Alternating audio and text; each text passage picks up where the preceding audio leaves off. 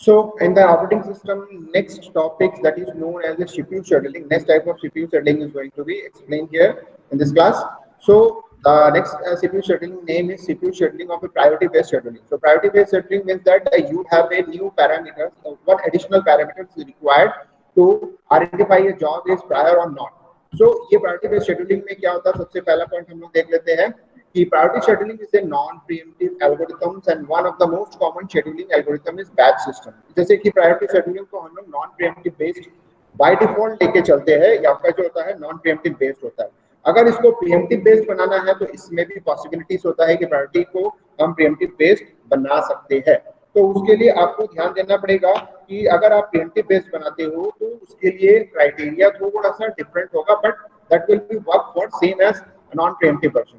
तो इसलिए most common scheduling algorithm in the batch system मतलब अगर आप एक साथ बंच ऑफ प्रोसेस को रन करना चाहते हो तो that will be the best solution for the process.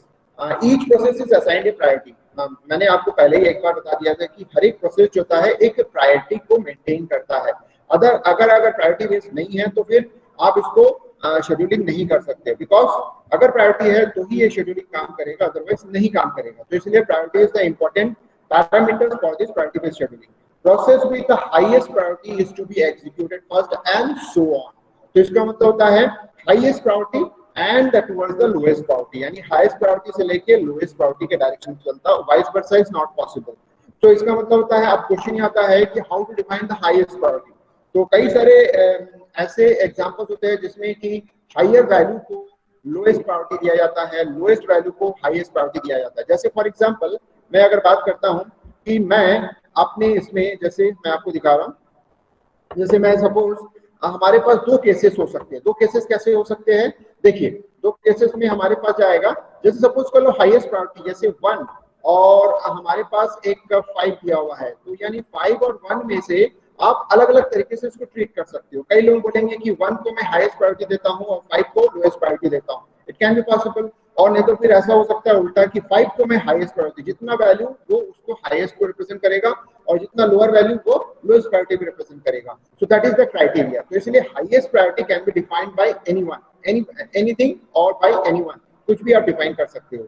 तो इसलिए इसके लिए कोई फिक्स रूल नहीं है, थंब रूल नहीं है कि आप एक ही डायरेक्शन यानी लोएस्ट वैल्यू को हाईएस्ट प्रायोरिटी मानोगे, हाईएस्ट वैल्यू को लोएस्ट प्रायोरिटी मानोगे. इसका उल्टा भी आपके क्वेश्चंस में दिए रहेंगे. तो ये आपको ध्यान रखना है कि highest priority will be decided according to the questions और अकॉर्डिंग टू द यूजर जो उसको डिफाइन करना चाहता है.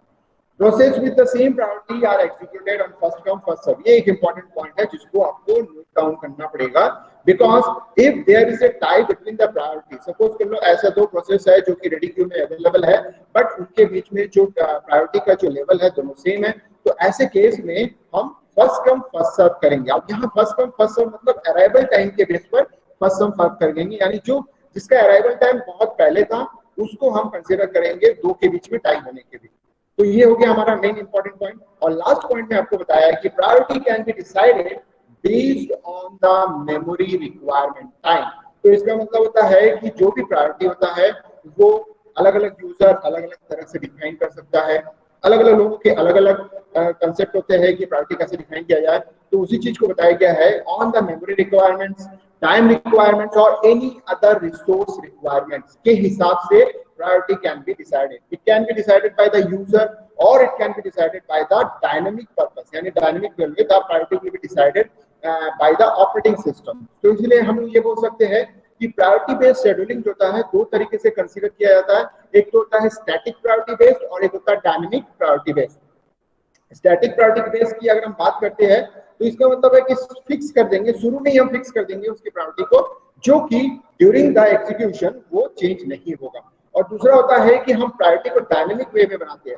जब हम उसको डायनेमिक वे में बनाते हैं तो इसका मतलब होता है कि ड्यूरिंग द एग्जीक्यूशन उसकी प्रायोरिटी चेंज होते रहेगी according to the memory requirement, according to the hardware requirement, time requirement या फिर कुछ एग्जीक्यूशन इंपॉर्टेंस की वजह से उसको हम चेंज कर सकते हैं. तो इसको हम लोग बोलते हैं डायनेमिक वे. तो दो चीजें आपको यहाँ पे हो गया कि प्रायोरिटी बेस्ड शेड्यूलिंग जो होता है जनरली जो बाय डिफॉल्ट होता है वो नॉन प्रीएम्प्टिव होता है. It can be A pre-emptive version also.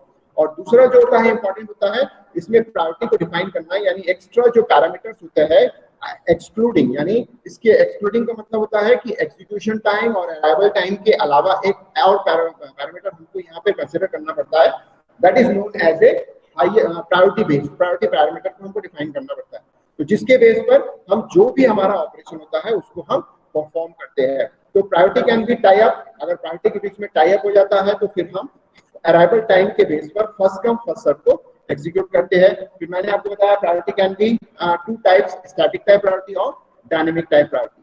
तो चलिए हम एक न्यूमेरिकल को देखते हैं कि न्यूमेरिकल किस तरह से सॉल्व कर रहा है।